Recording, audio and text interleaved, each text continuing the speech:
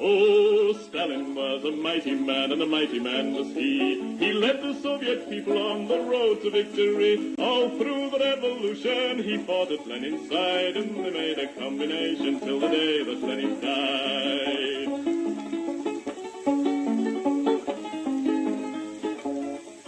He said, come on, you people, we must work with brain and hand. And then one day the Nazis came into the Soviet land. They plundered to the Volga, to Stalingrad. And then Joe Stalin said, come on, me boys, and kicked them out again. Oh, Stalin was a southerner, in Georgia he was born, where the oranges grow thick and fast and fields of waving corn. And Stalin is a farmer, his fingers they are green, and he has planted the biggest crop the world has ever seen. One day he looked upon the map and frowned and shook his head. There's too much brown and not enough green, these were the words he said. We'll have to change the weather, boys, he said, and then he smiled. So let's begin by planting trees along 3,000 miles.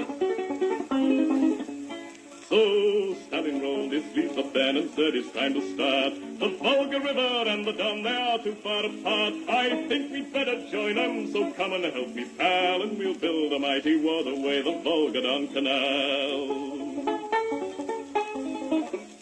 Then Stalin went into the north, and there saw rivers three, all emptying their waters into the polar sea. Now that's not right, Joe Stalin said, these rivers, they are ours. We'll turn them round and make them work and make electric power. There was a range of mountains that were standing in the way, so Stalin put his hand out and smoothed them all away. For Joe, he is determined to make the land all green, and that's the biggest project that the world has ever seen.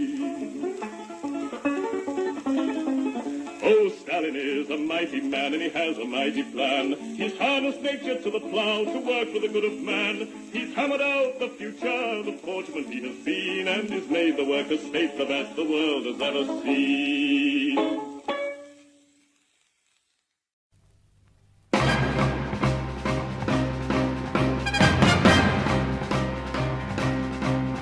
Небо утреннего стяг в жизни важен. Первый шаг, слышишь, реют над страною ветры яростных атак. И вновь продолжается бой, и сердцу тревожно в груди. И Ленин такой молодой, и юный октябрь впереди. И Ленин такой молодой, октябрь впереди. Весть летит во все концы, вы поверьте нам, отцы, будут новые победы, станут новые бойцы.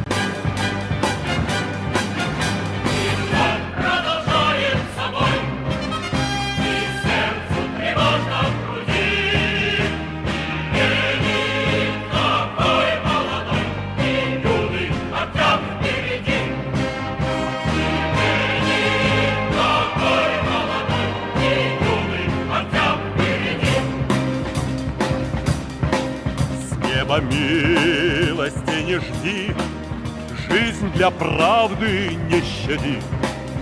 Нам, ребята, в этой жизни только с правдой по пути.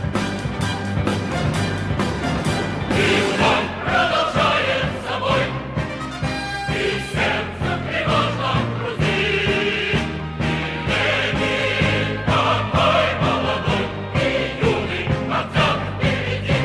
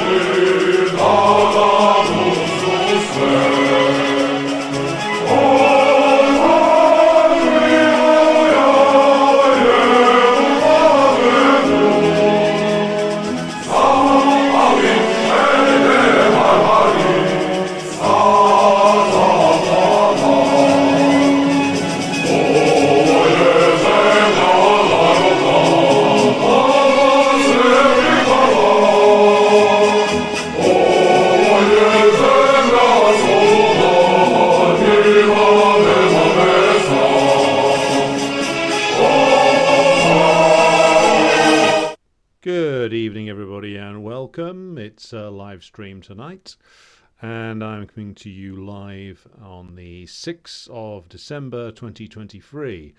Time when we're beginning is 22:47, so a little earlier than advertised, but we've got a fair amount to get through, so I thought I might as well just begin. So I'll start off by greeting those who are in the various chats, because we're live on YouTube and Odyssey and Rumble.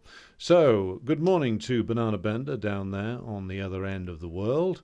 And Heidi, good evening to you, and good evening to my comrade Terry, who's listening in on the coach back from Old Trafford. 2-1 against Chelsea, but I suppose any win's a win. But then again, Chelsea ain't all that much these days. But we've got, of course, my comrade Terry and I and others will be doing a new podcast on the sport of the working class, of course, in Britain, which is football. And that'll be out hopefully later this week. So keep your ears open for that one. All kinds of things to say about that. And Luta92 says, Privyet tovarish. And I'll say, Privyet right back to you. And Arnold Saxnewsome says, good evening, and good evening to you right back. CJ, Richmond, Virginia, good, I believe, is it evening yet technically over there? It's late afternoon. Good evening to my comrade Naylor down there in that London, and greetings to all the comrades in London who I saw last weekend when I was at the CBGBML seminar. And good evening to HM who saw Napoleon last night. Well, my commiserations is all I can say about that one. The Liberal Fantasy of Putin, a film of its time. Yeah, I think basically it was, I mean, if you've not listened to the Napoleon review yet, it's up and available on Patreon. I don't want to spend too much time going over this, because every time I start talking about it, I can't help but go on about how absolutely execrably bad it is. But yeah, it's every British liberal fantasy, I should say. I would say. Bear in mind that how they portray Napoleon in the film is exactly how they portrayed him in British propaganda of the time 220 years ago. And he's portrayed as this beastly maniac. And that's how Britain portrays all of its enemies. All of its enemies, of course, are just beastly, unexplainable maniacs who just hate freedom. I mean, talk about a dumbass plot. If you're going to do propaganda, at least do good propaganda, not this shit. And good evening to Dean. And right, we will be underway. Let me just check in on Odyssey and Rumble. Right, we are good to go. So we begin tonight with a look at the end. Could it be the end of a certain actor who has been allegedly running Ukraine for the last 4 years? And could it be that we are seeing the beginning, or perhaps the actual end, of the reign of a certain Mr. Zelensky, alleged president of Ukraine, certainly the man who has acted the role of the president of Ukraine, but how much power he actually has is another question entirely. And if you're not familiar with what has been going on, there's a series of clear signs that certain factions within the American permanent state, shall we say, are preparing to jettison Mr. Zelensky. He having played his role, and the role ultimately having not been a success.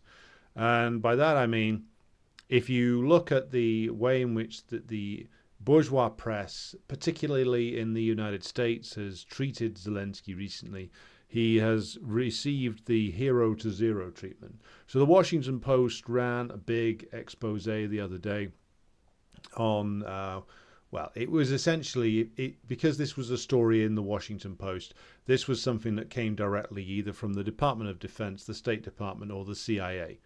And essentially it revealed infighting inside the Ukrainian administration, the senior officers from the United States Army and the British military blaming the Ukrainians for the failure of the so-called counteroffensive, the Ukrainians blaming each other, the figure of Zelensky being portrayed in ever more perhaps accurate terms. Certainly the Washington Post article and the article in The Economist didn't do him any favors in terms of both portraying him as increasingly out of touch with reality.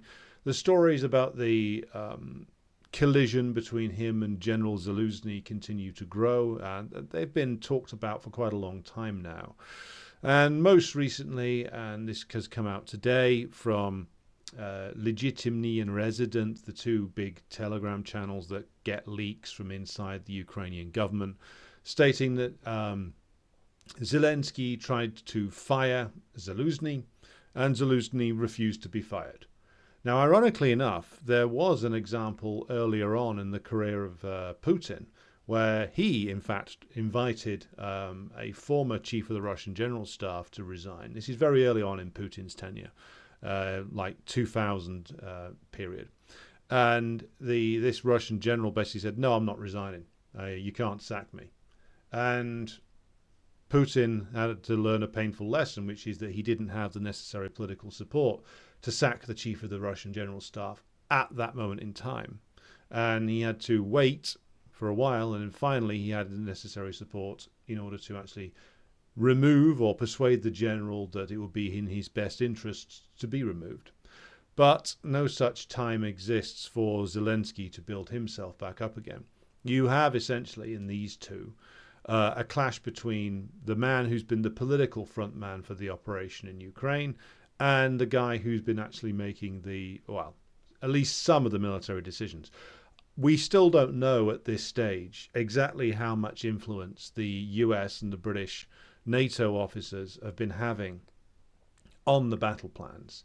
We are told, certainly this is the story that comes out of Ukraine itself, that, for instance, the decision to commit so many men to the attempt to defend Artyomovsk or Bakhmut, that this time last year onwards, towards the beginning of this year, against the assaults led by the Wagner organization as it was constituted then, led, of course, at least on paper, by the mutinous Mr. Prigozhin. So the decision to commit and lose apparently 40,000 men trying to hold what the Ukrainians call Bakhmut has been pinned on Zelensky. Now, how accurate that is, we still don't know. We won't know the truth of who made what decision and when, probably for another couple of years after this war's been put to bed, so to speak. But it's being pinned on Zelensky, and it's being pinned on Zelensky by the supporters of General Zelensky inside Ukraine. And Zelensky has his supporters, it certainly seems to be the case, inside the United States. And if he is refusing to resign, refusing to follow the orders of Zelensky, then, as Alexander Mercouris observed on his videos today on this, and correctly so, if Zelensky won't resign at Zelensky's suggestion, then Zelensky has two choices. One is that he sacks Zelensky, and Zelensky has apparently threatened consequences. We can guess what those might be if he is sacked, or he doesn't try and sack him, in which case then Zelensky's authority has already gone, because unlike the early Putin, he has no ability to do a strategic retreat and wait for a better opportunity. He's losing a war and losing it badly, and he's just tried to sack his most senior general and has failed to sack him. So if he doesn't move now and doesn't get rid of Zelensky, having sustained this challenge to his authority, then Zelensky is, to all intents and purposes, finished. There is a remarkable thing that happens when a politician or a political leader of any variety, or even if you want to take this into the work environment, even when like a senior manager, a boss of some kind, who's perhaps been somebody who has either been respected, feared, or both, or at least the grovelers in an organization have regarded him or her as somebody worth groveling to. Once they are seen to have either be moving on or they have lost their authority somehow, then the power drains away from them, in that they suddenly find themselves ignored. They suddenly find that those who used to listen to them are no longer interested in doing so.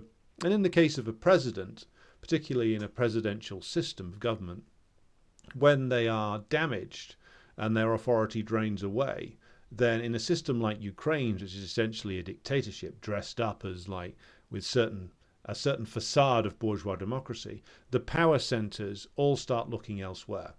So now Zelensky's authority has been challenged, and we will see when we get up in the morning tomorrow whether he has acted or not, or whether Zelensky has acted, or who knows, or the Americans have basically told Zelensky, time to go.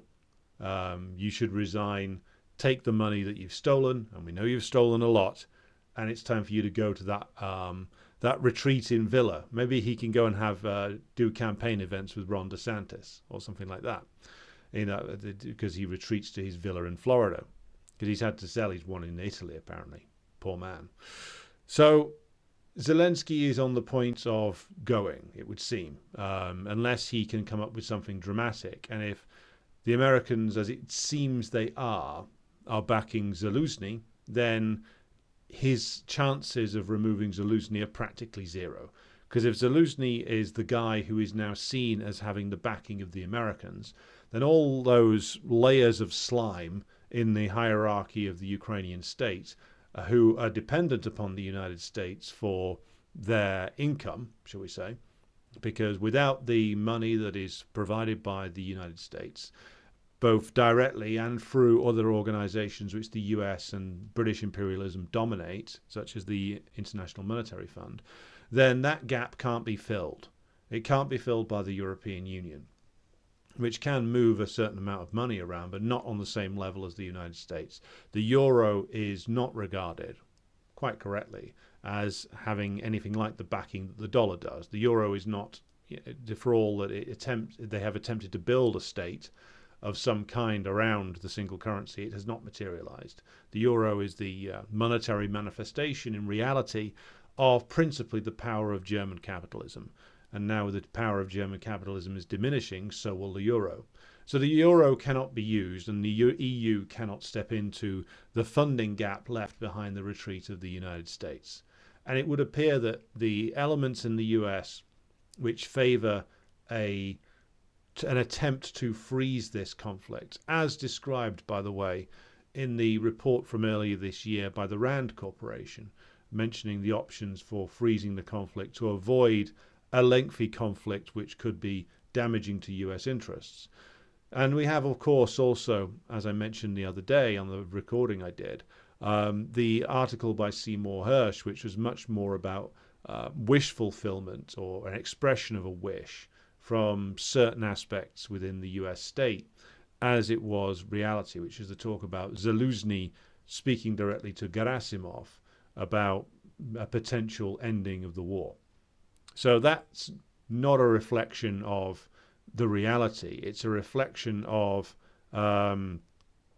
the wishes of the US regime, and it's a reflection of what they want to see happen next. Because what they want to see happen next, clearly, is that Zelensky, who has now come to be regarded as damaged goods and rather unreliable by US imperialism, is going to be sidelined or removed, probably both. And that Zelensky, the man regarded as having some credibility still remaining, though quite why I'm not sure, is going to be the one who is going to be asked to front up this essentially surrender. Dressed up in a million different ways, of course, but they are looking to essentially try and get out of this now, having failed completely to overcome the Russian defensive lines in that much vaunted and much trailed offensive, which was a blood-soaked disaster. I mean, we still don't know just how many perished in that assault, or that series of assaults from June onwards of earlier this year, but certainly it would seem to be in the hundreds of thousands perhaps, or at very least in the high tens of thousands, if indeed it is at least 500,000 who have been killed. And many of those will have come in the last 6 months or so. So crisis point is now arrived. We are watching the implosion of the Ukrainian regime in front of our eyes. Whether the US can secure a stable transition to a Zelensky-led regime is another question. Whether Zelensky can control the more rabid elements. It's said by some that Zelensky is a Banderist himself, and certainly he's been more than prepared to exploit the opportunity for advancement presented by the cleaning out of the what were regarded as more of the pro-Russian, older Soviet-trained military commanders. Zelensky didn't begin his military training properly until after nominal Ukrainian independence in 1991, so he did represent something of a new generation. So he's regarded as a Banderist. He's got like 2 busts of Bandera and like wears a Nazi bracelet and all kinds of stupid shit. I always regarded that as either the man has incredibly bad taste, possible.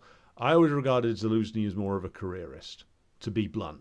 I don't think that he believes in all the kooky bizarreness that like the ultras believe in. I think he's a guy who knew which badges to wear at which point.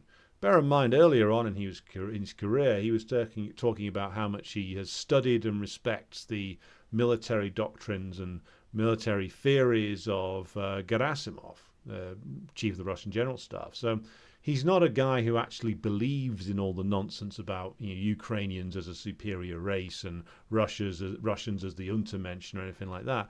Zelensky didn't grow up speaking Ukrainian; he grew up speaking Russian, and he apparently respects the military doctrine and theories of the Russian General Staff. So this isn't a guy who's actually a believer. He's a guy who's putting on a good show. He's probably a reactionary of some kind, certainly, but he's not a guy who's actually a hardcore committed Banderist, I don't think. He's more than prepared to contemplate surrender. He's actually mentioned it before. He was even talking about it last year after their supposedly big triumphs in Kherson and up near Kharkov. Now, I want to mention again, and I find myself having to repeat these things, the Ukrainian army, this Ukrainian army, though it has fought for a long time, has never achieved a real stunning victory over the Russian forces that didn't involve a Russian withdrawal first. So we have the fake victory around Kiev in April, May last year, which was the result of a Russian withdrawal because the Russian political leadership thought they were going to be able to get a deal from the Ukrainians. How mistaken they were, it turns out. So that's why there was a withdrawal. There wasn't a Ukrainian victory then. The great victory around Kharkov only came because the Russian army had shrunk due to men who had reached the end of their contract service basically packing up and going home, and the Russians not implementing a stop-loss system at that time and having to reorganize and rebuild their army, leaving only lightly armed Rosguardia, National Guard troops, guarding around about, 1,000 miles of front line in the north. And when the Ukrainians did attack then, that is the Russian National Guard troops, withdrew in good order, inflicting in some instances heavy casualties on the Ukrainians. The Kherson victory came after they'd tried a frontal assault on well-entrenched Russian forces there in, I believe it was August and early September of last year. They got badly mauled there and apparently lost 10,000 men, the Ukrainians. Then the Russians withdrew to solidify their defensive lines, and they withdrew from Kherson city. So that great victory again came as a Russian tactical adjustment, as a result of a Russian tactical adjustment. There's been no point where the Ukrainian armed forces, faced with equivalent forces on the Russian side, have attacked and carried out some sort of great victory, because they simply have been unable to all the way through. The Russians outgun them. There's arguments between the various military nerds about like which artillery systems are superior, were the Ukrainians ever ahead on drone warfare and stuff like that. But what is not disputed is that when it comes to artillery and heavy armor and air support, the Ukrainians have never had what would be necessary in order to overpower the Russian forces. They never had it all the way through, and Zelensky knows that as well. Because again, like for whatever else the man is, he's not stupid. That's why even after those victories, he was talking about potentially in the future having to carry out some sort of surrender. because he knew, as Zelensky does, and has known all the way through the true state of play on the battlefield. Again, like, he's not a fool. He knew very well that he couldn't possibly hope to outgun the Russians. That's why he was trying to delay the offensive as long as he could, because he knew that they weren't going to be able to provide air cover, that they weren't going to be able to outmatch the Russians in terms of artillery and heavy armor support. And thus he knew very well that he was sending all those Ukrainians into near certain death by sending them into the very heavily fortified Russian defensive lines. He knew that, as did Syrskyi and the other Ukrainian commanders. They all knew what would happen, which is why Zelensky was clashing with Zelensky and why there were all these rows going on inside Ukrainian hierarchy, because they all knew. I think even Zelensky knew on some level that the so-called counteroffensive was going to be a complete fucking disaster and a bloody mess. And I think the hierarchy of the American and the British militaries probably knew that as well. The only people who fooled themselves into thinking that there was going to be some kind of enormous breakthrough were apparently some poor saps in the front line of the Ukrainian military who were told. Now we're hearing this more often from videos uploaded by people who appear to be Ukrainian soldiers on the front line. Again, we can never be 100% sure with these videos that come out exactly who these people are and where they're based, but they seem to be direct accounts from Ukrainian soldiers who are under siege on the eastern bank of the Dnieper River, who are in and around Avdiivka, who are getting the shit kicked out of them, to put it crudely, by the Russians, who are saying that they were told by their commanders, if you just attack the Russians will run away. And this has been a consistent theme of propaganda from the British and the American press, and it seems that it's something that they've been telling the Ukrainian soldiers as well. Ukrainian soldiers, which by now we know fairly for certain, that they have been only given 3 weeks training by the genius NATO military instructors in their training in specifically Britain and also Germany. But Britain's trained a lot of these Ukrainian forces, apparently inside 3 weeks. Now, apparently in the British Army, to bring like a standard entry, low-level entry infantryman up to standard, regarded as deployable to a theatre of operations, regarded as being able to actually carry out basic instructions, takes about 6 months. And they were trying to do this in 3 weeks and then tossed them into this battle. So the hierarchy in Ukraine, for all that, Zelensky and Yermak and others and Danilov come out with these wild statements, they knew very well, because apparently there's people like Zelensky were telling them that this wasn't going to work. That's why they kept delaying and asking for more and more gear from the Americans, and perhaps in the vain hope that if they kept asking for more, at some point the Americans might say no and they'd have an excuse to call it off. Or possibly, and this is maybe the more likely outcome, that they were selling some of this stuff and pocketing the cash, because that's certainly a story that's been consistent all the way through this. But either way, Zelensky is as responsible for the disaster that has befallen Ukraine, because he will doubtless argue now, if he does assume the presidency, that he was always against it, that he warned that coked-up actor that it was a disastrous idea, that now he's pursuing peace with honor, to quote Nixon, because it's reached the point where we can't go on anymore. And the signs are that they can't go on anymore, or much longer, because you're getting more and more reports of Ukrainians radioing in and surrendering in larger numbers to the Russians in places like Avdiivka and up around the Artemovsk area as well.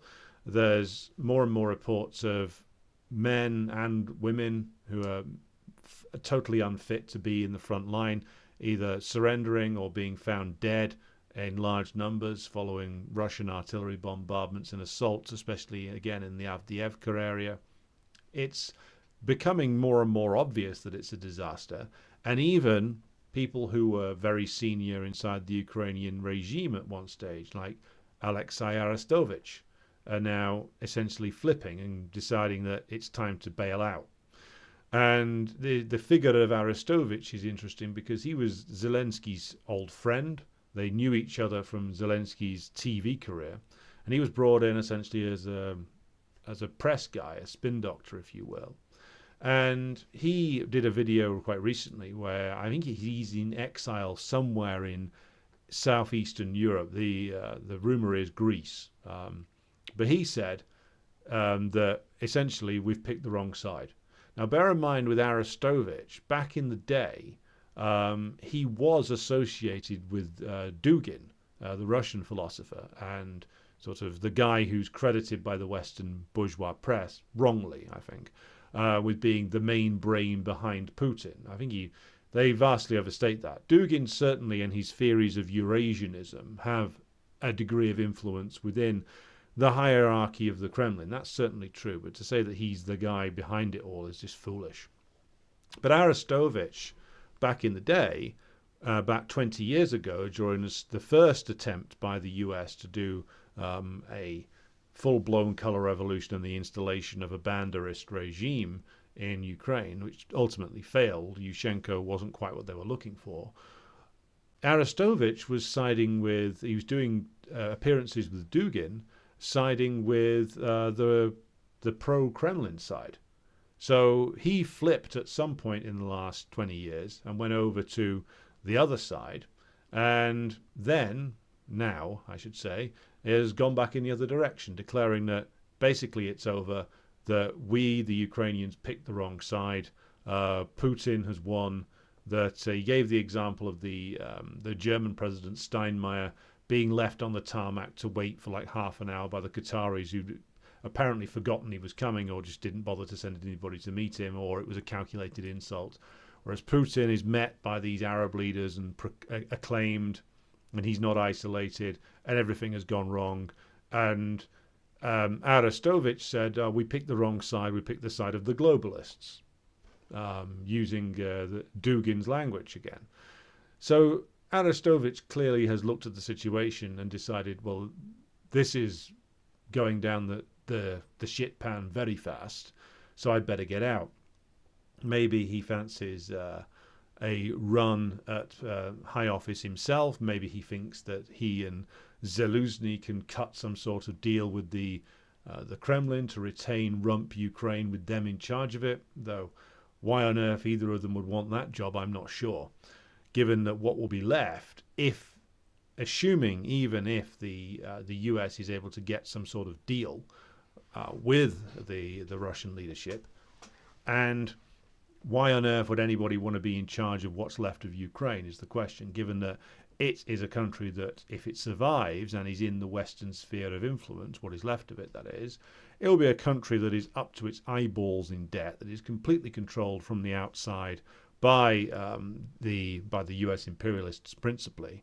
And if you believe some of the stories that are coming out from people like Gilbert Doctorow, who's I believe he's Belgian, who has a long relationship with Russia. He writes a very interesting regular column on his website about it. His speculation was that one of the things that the Russians and the American imperialists might agree to in the end is essentially that Russia might get at least some of what they were asking for in those treaties of 2021, which involve the withdrawal of offensive forces or NATO forces from the countries of the former Eastern Bloc, especially missile forces, and that if that's done, then maybe there'll be some kind of deal over rump Ukraine having like a paper membership of NATO. I mean, personally, I don't think that that's likely. We'll see, though. Whether the Americans will openly agree to that sort of thing is another question entirely. I think at the moment, the US imperialists are looking for a way to get out whilst not appearing to have lost. Though if things fall apart in Kiev as quickly as it looks as if they might have to agree something, or we might end up in a situation where the Ukrainian state starts to fracture and collapse, in which case you will probably end up with more and more Ukrainians on the front line just surrendering en masse, and the remaining Banderites isolated and maybe even retreating themselves, engaging in score settling. Because if the hierarchy of the state is now visibly fracturing, then that fracture will go all the way down the chain of command. So this is an incredibly delicate situation. We're looking like we might be on the edge of, if not the end, then speeding up towards the end. And the victory of the Russian forces, if not, is as close to assured as it's possible to get now. There's nothing else that the NATO bloc can do. All that talk of them sending the Poles in, sending the Romanians in, all of that was always tripe, I think, because without the US imperialists behind them and actually going in there with them, there's no way that even the worst comprador puppet regimes in Eastern Europe wouldn't take that risk, because they would lose and lose incredibly badly, and the Russians wouldn't be as soft in terms of handling them as they've done with the Ukrainians. Certainly I don't think that will be the case if you're Romanian or Polish. And the Poles and the Romanian leaderships, even the lunatic regime, or the apparent lunatic regime in Warsaw headed by Miskowicz and Duda, they knew that as well. That's why they didn't do it. It's why they suddenly lost all enthusiasm. They were happy to try and absorb perhaps a bit of Ukraine or increase their influence over it if Ukraine had secured some kind of victory, or the Russian government collapsed, or whatever other of the fantasies that they were engaging in at the time came off. But as soon as it became obvious that it had all gone wrong, the Polish reactionaries pulled up sticks and ran away. Now they're tacitly approving of a blockade on Ukraine done by, first it was Polish farmers, now Polish truckers. So the Polish reactionaries have run away. There's no way that they had the appetite for an actual battle with the Russians. Now they've run away. The yapping dogs in the Baltic states will, if not shut up, then certainly won't be listened to anymore, or even less than they were already. So we're heading towards the end point now. The only question is, how rapidly does it end? If Zelensky is disposed of, if they manage to wrangle Zaluzhny into place somehow, or they manage to essentially stop the fighting, then the question is, well, is it going to be possible for this jerry-rigged Ukrainian regime headed by Zaluzhny to actually negotiate with the Russians? Or is it the case that the Russians are going to insist on direct negotiations with the US imperialists, which is what has always been said regarding their final intentions. So we will have to see on that point. But certainly the end is coming, and the rats are very much leaving this particular sinking ship. So we will have to see what tomorrow will bring with regard to that. So I'll just go through some further comments in the discussion group here. So good evening to Brian over there in Dublin. Burke, who says good evening. Am I familiar with the work of Mike McNair? The name rings a bell, but I can't say I've read anything by him. Do me a favour and tell me who he is and what he's written. Good evening to Lee, and good evening to Roddy. So, yes, end game in Ukraine, it would appear, though even with the things falling apart, we are not quite at the end yet, though the motivations of the US imperialists here are worth bearing in mind. They have reached the end of this road that they embarked upon 30 years ago, in truth. This is at least a 30-year project, intensified, of course, 10 years ago. And we're approaching the 10-year anniversary, so it's rather appropriate that the whole thing falls apart then. And they have, in the course of this 10-year operation since the Maidan, they have not only cost thousands of lives in Donbass, which was, according to different estimates, around about 14,000 dead in Donbass over 10 years, but they have essentially completely destroyed Ukraine as a state. Now, it was never much of a state anyway, to be blunt. The Ukrainian bourgeois were, if anything, even more parasitic and corrupt and useless than the Russians were, and they never had a Lukashenko or a Putin figure emerge to set up a Bonapartist regime to be able to essentially oversee the restoration of at least some functionality of the state. You always had a very weak central government run by, according to the whims of different sets of Ukrainian oligarchies.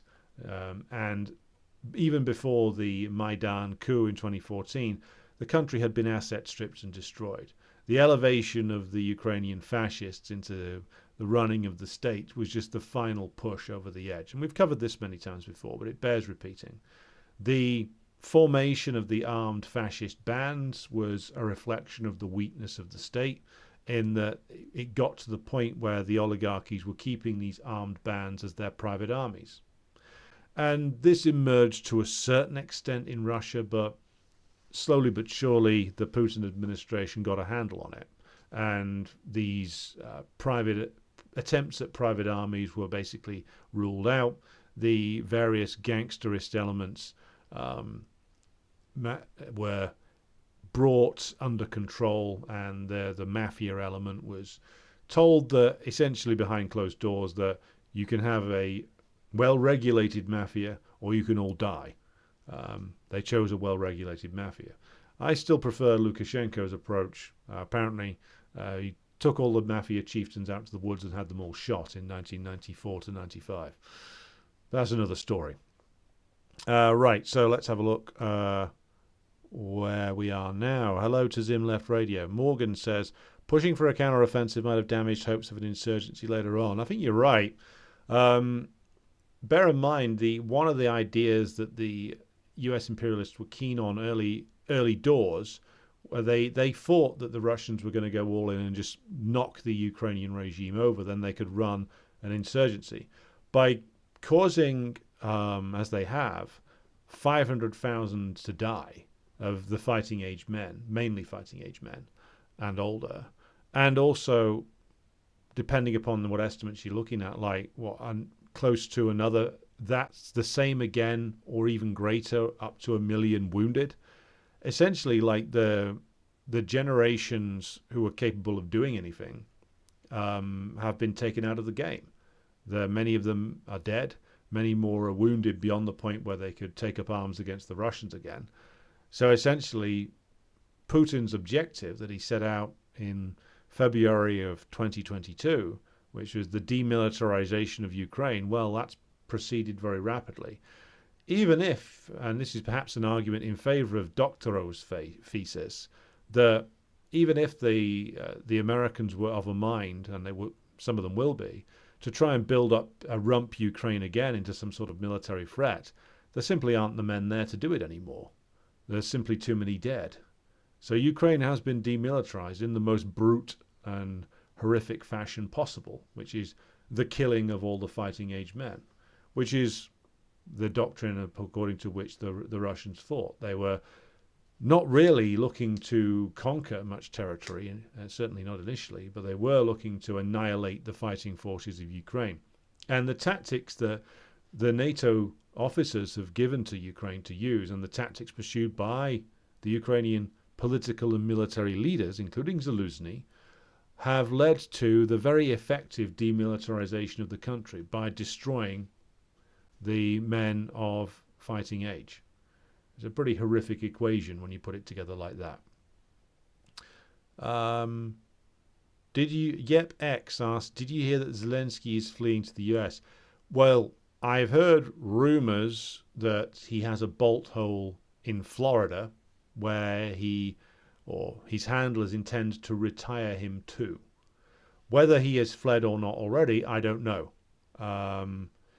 I haven't heard anything concrete on that yet. I only heard that essentially he tried to get Zelensky to resign. Zelensky refused to resign. Now Zelensky's either got to try and sack him and potentially face a coup, or have all authority drain away from him, which it is already. If anybody's heard that he's fled already, update in the chat. I haven't heard that yet. So Cosmonaut Online Magazine is apparently what Mike McNair is associated with. Well, I will look that up. Thank you to AK for that. So the other thing I wanted to cover, amongst other things tonight, was of course, the situation in Gaza. And I think I'm going to have to do much longer on this, but it's worth just covering. The fighting has apparently resumed and has moved more to the south of Gaza. And we've been getting a lot of videos coming out from the Al-Qassam brigades and other elements within the Palestinian National Liberation Forces of them fighting intense close quarters combat with Israeli forces, including the annihilation of various Israeli armored vehicles. A famous now incident where, if you believe the figures coming from the Palestinian side, 60 Israeli soldiers were killed in an ambush that was conducted following very close quarters reconnaissance, including a video that was shot by something or someone who'd infiltrated an Israeli camp, which they then mined and blew up and finished off whoever was left in there. Certainly seems that if we regard the footage that they got as genuine, that they were able to get right next to the Israelis and before carrying out this operation. So certainly the claims seem credible. The Israelis are slowly admitting to casualties. The intensity of the bombing always goes up after the Israelis have suffered some military reversal. And the videos that the Al-Qassam brigades are releasing certainly shows a lot of armored vehicles getting hit, a lot going up in flames.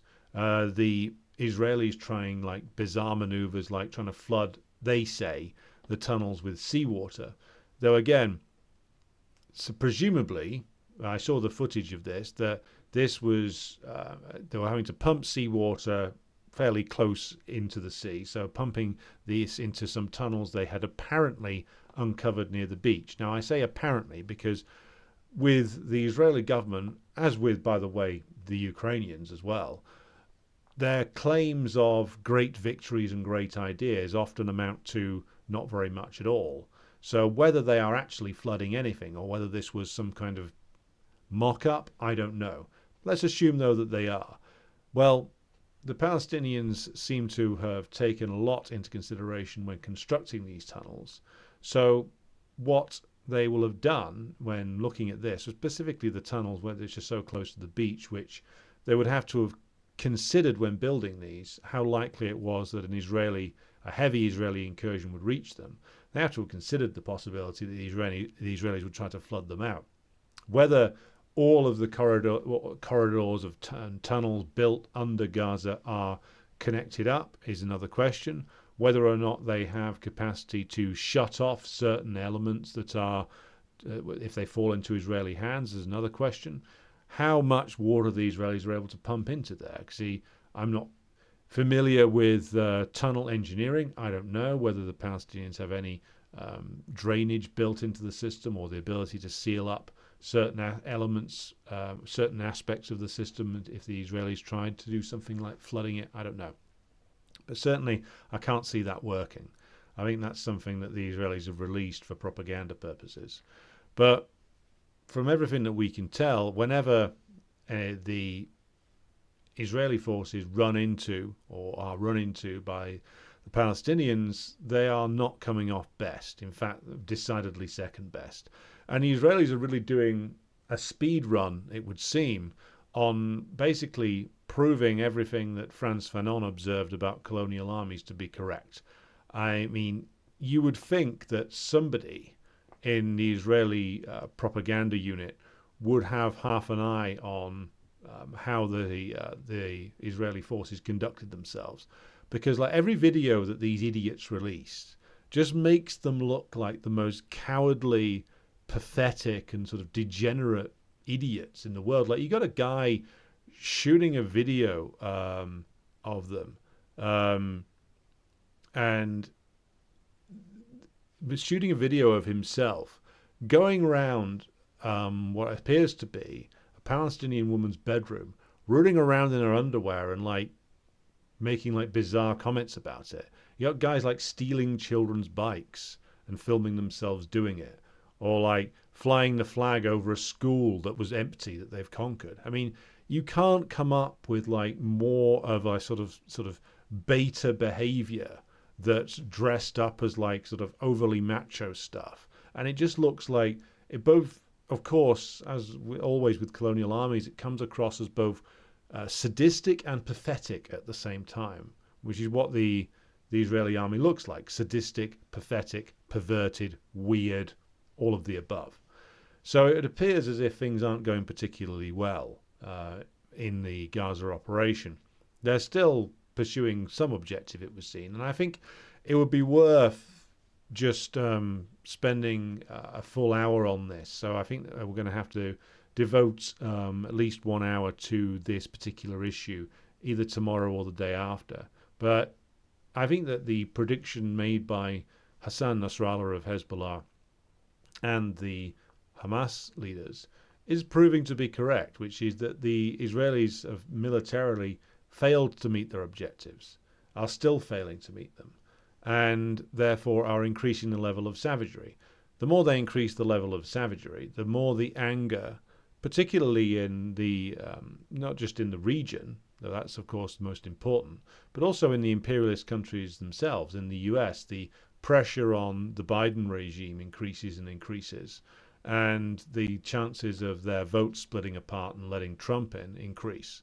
Now, that's not going to strictly equate to the Biden regime pulling support from Israel, but the protests are clearly bothering them, which is why they're engaging in so much crude propaganda. I mean, this is why you've had Hillary Clinton make her now customary claim that Hamas is like done all these rapes and mutilations, and there was even David Lammy, this moron who's the shadow foreign minister in Britain. He's the Labour Party foreign affairs spokesman, essentially. He's this complete fucking cretin. He got done 13 years ago. He's been around a long time now for fiddling in his expenses. So, like, he's the MP for Tottenham, which is an area in North London. And he was, of course, he works in Parliament, which is...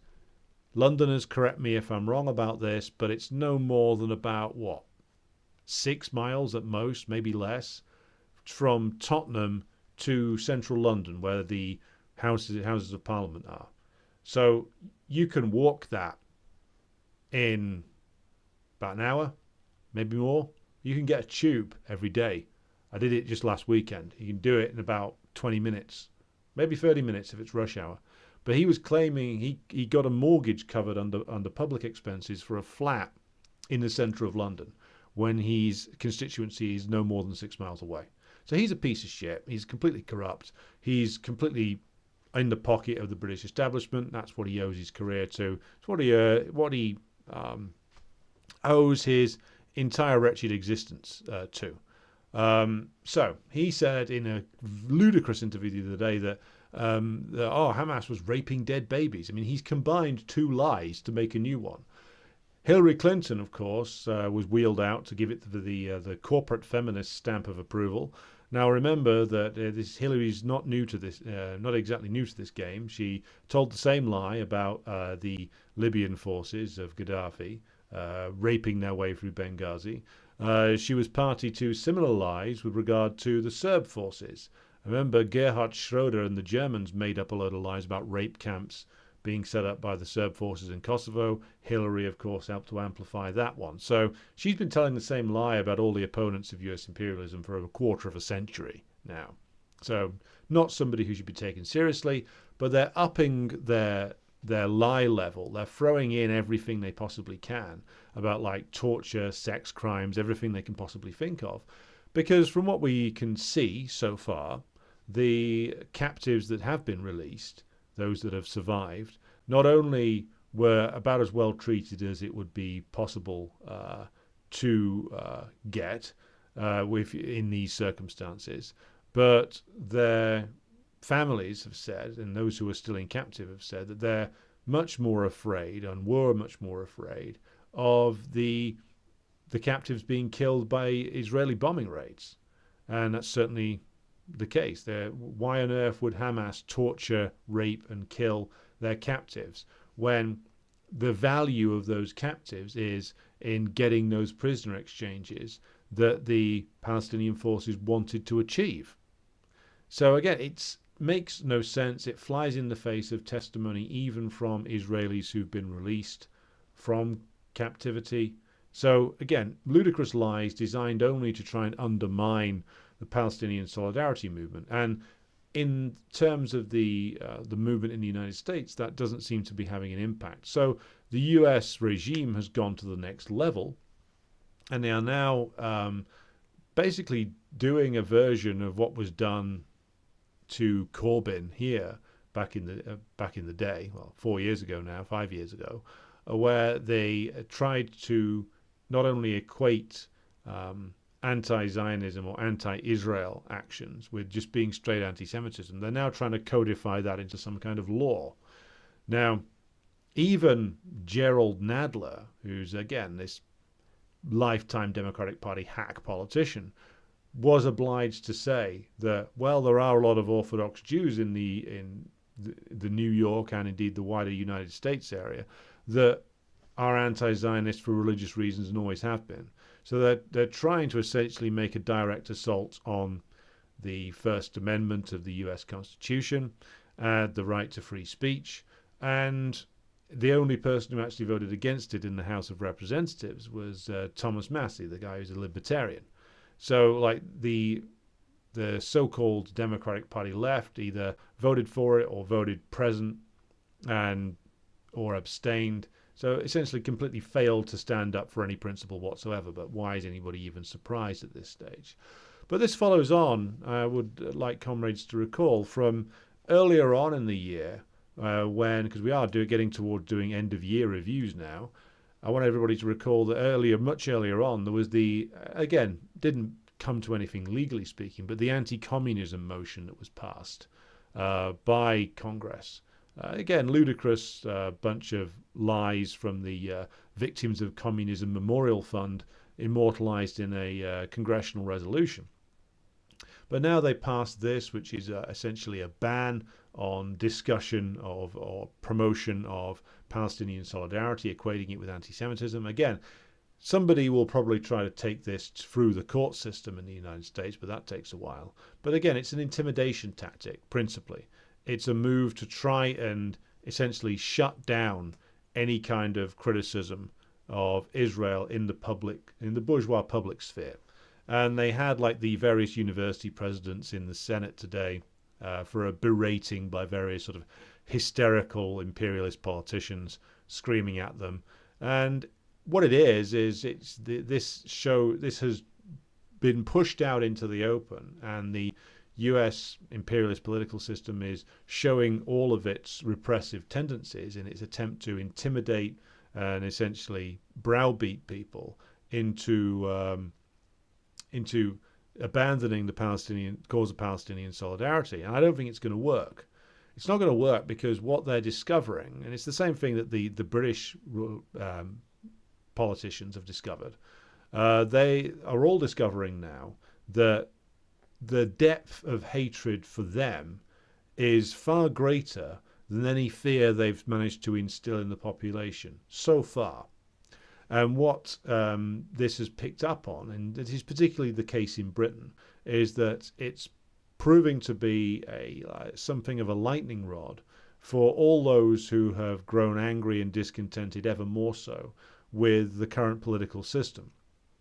Those who are used to be supporters of Corbyn, various others who are angry with the way things are in Britain for various different and wholly legitimate reasons, have all rallied around this. And the more the government and the wretched Labour Party leadership come out and say that you shouldn't do it, the more they are, of course, faced with more and more people mobilizing. And I think this will probably be the case in the United States as well. The depth of loathing for not just Republican or Democrat, but I think the entire bourgeois political system in the United States, I think, from just observing it from the outside, Americans who are watching this, feel free to comment on whether this is true or not, I think that the depth of loathing for the political system in the United States is far greater than any fear that this congressional resolution and Chuck Schumer's attempt to push this through the Senate can do. Whether this turns into a full-blown attempt to pass a bill up to Biden's desk, I'm not sure at this stage, but certainly it's the political system showing itself for what it is. So if nothing else, it's a great opportunity for communists in the United States to engage in propaganda, not only to say that we want to defend the constitutional right to free speech, we want to defend the progressive elements that remain from the American bourgeois revolutionary period, but to expose what's actually going on, to expose both the Democrats and the Republicans, who are all many of whom are in favor of this. It's a completely bipartisan measure, as being something which is not about really Israel itself. It's about a defense of American imperialism. It's about trying to shut down discussion of American imperialism by hiding behind anti-Semitism.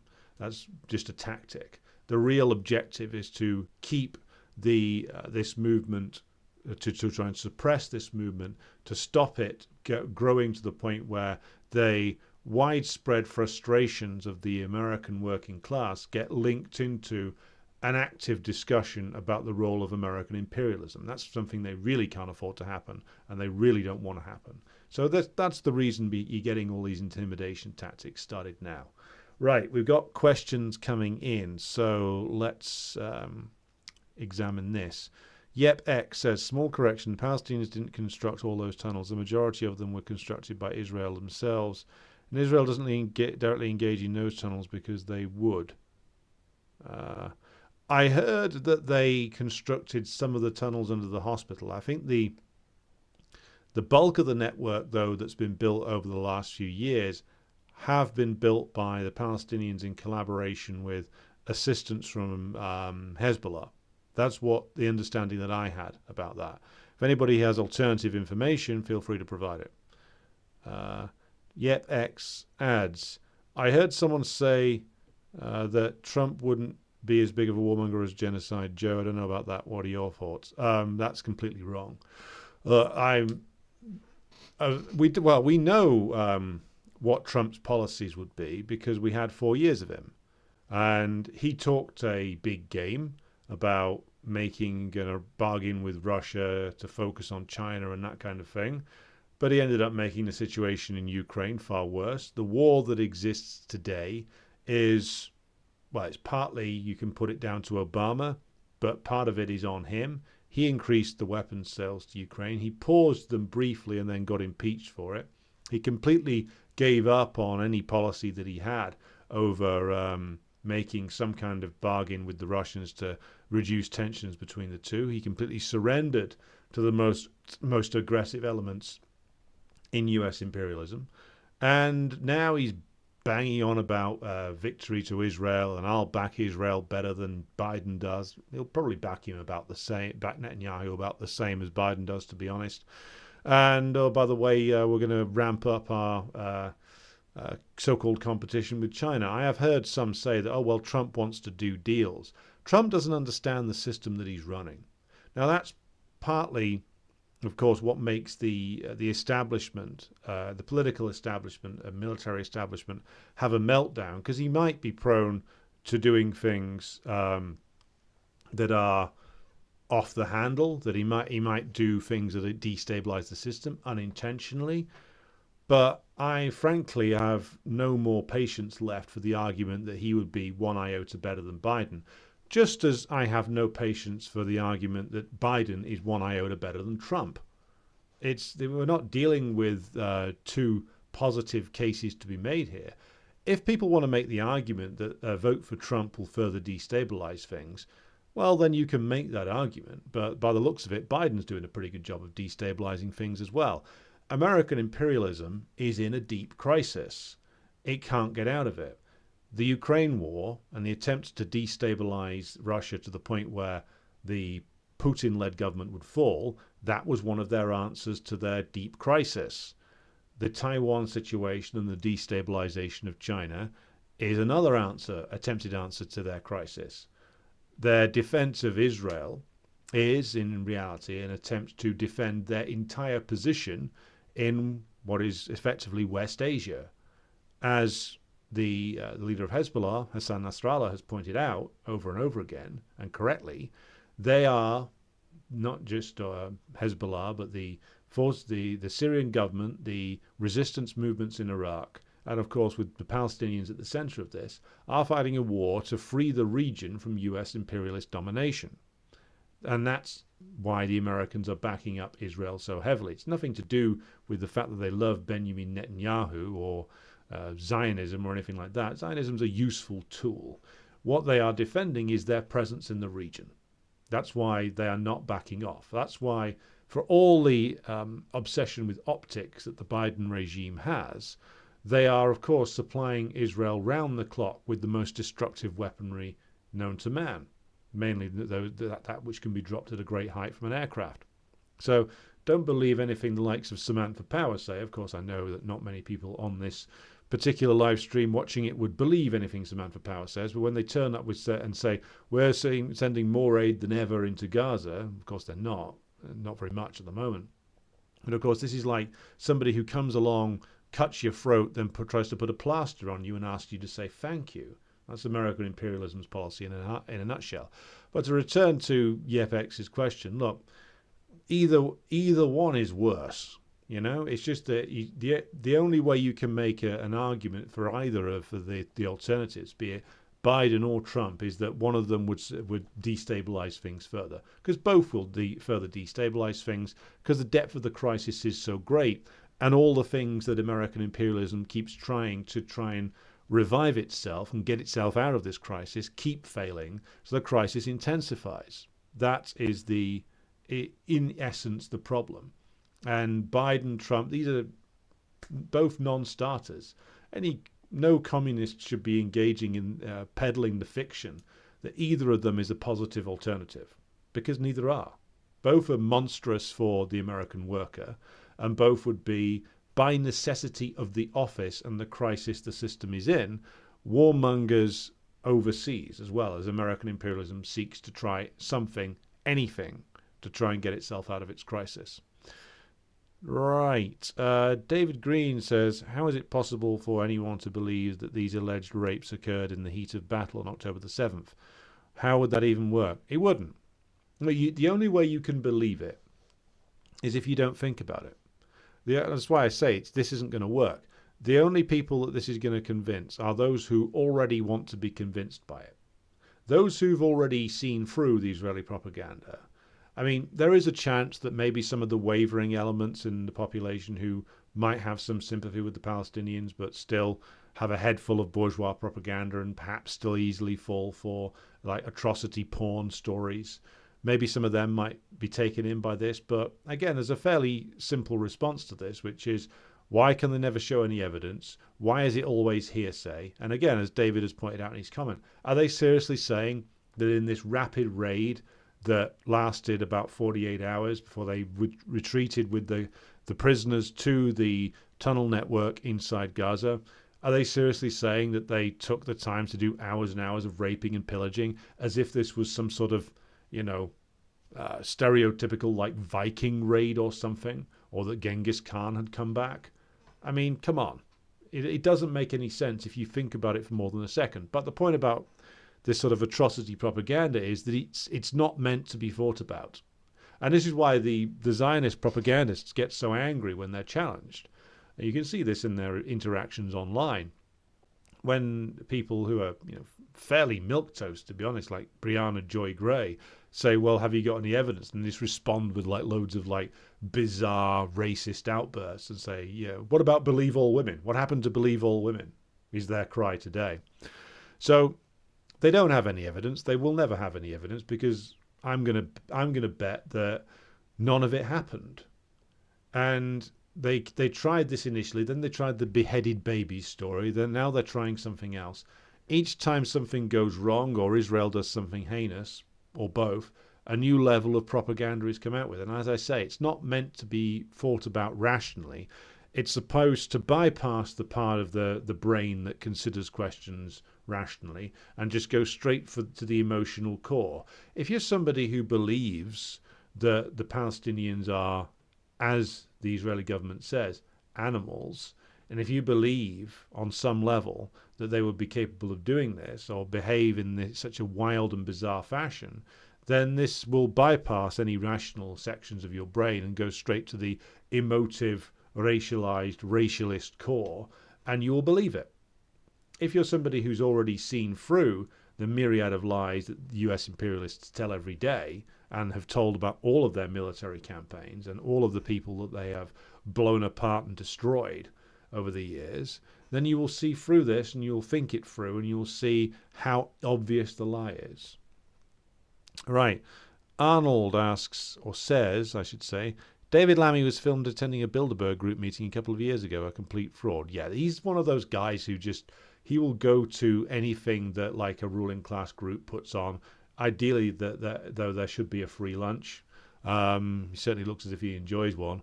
So, yeah, he's a nothing. He's a non-entity. He's an empty vessel.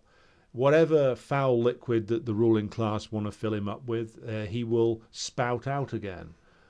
This goes for the entire Labour Party front bench and most of the backbenches as well. They're nothing.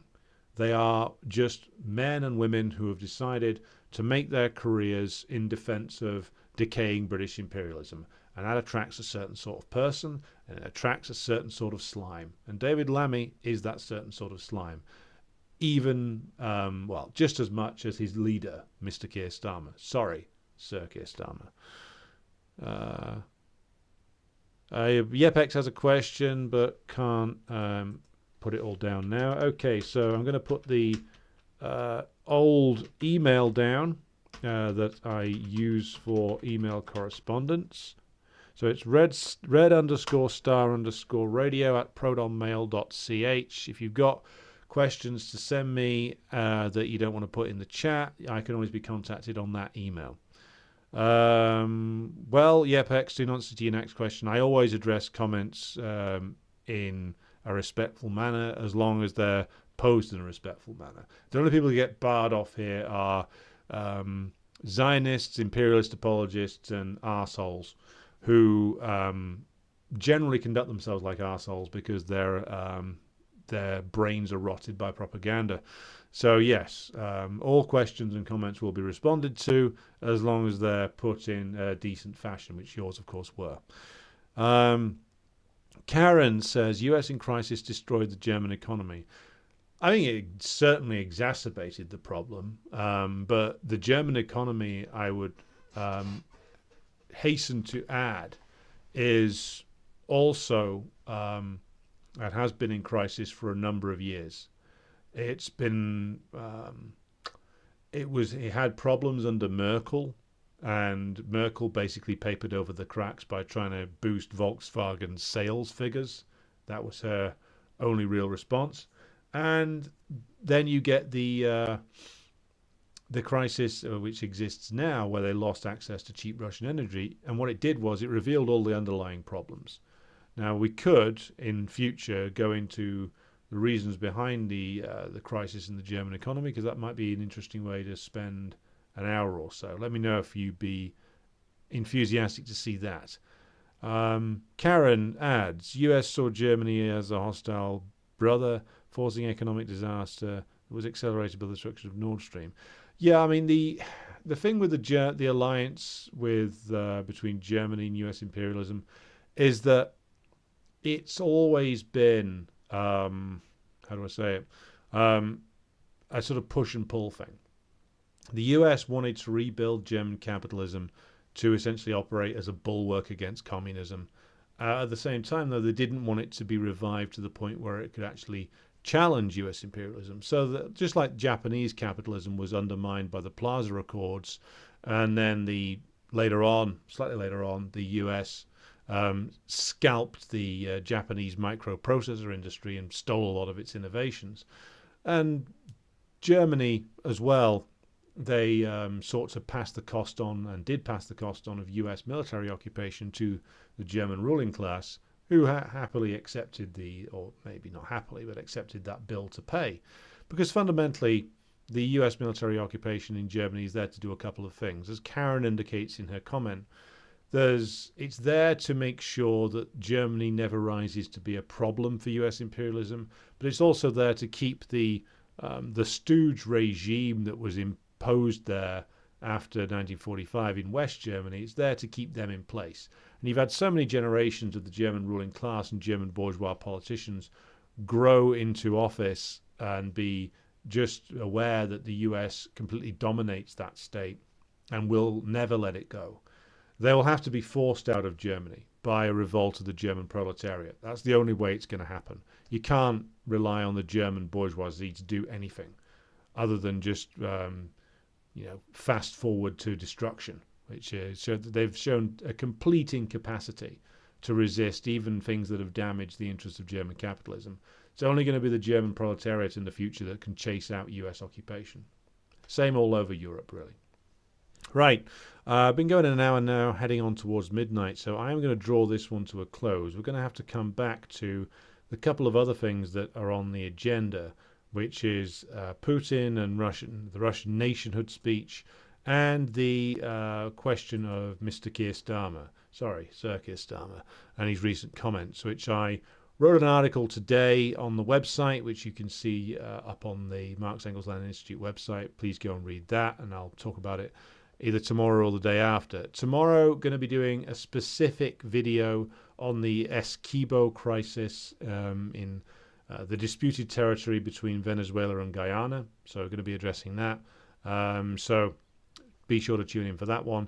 And then we're going to be doing a specific stream on the events in Gaza quite soon, either tomorrow or the day after. So keep an eye out for that as well. Thank you to everybody who has tuned in tonight. Been a very interesting discussion as always. And I'll be back with you again tomorrow. Oh, Stalin was a mighty man, and a mighty man was he. He led the Soviet people on the road to victory. All through the revolution, he fought at Lenin's side, and they made a combination till the day that Lenin died.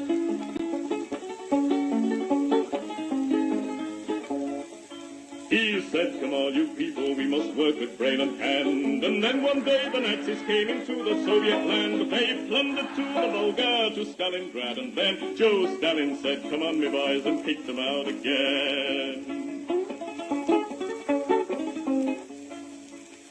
Oh, Stalin was a southerner in Georgia.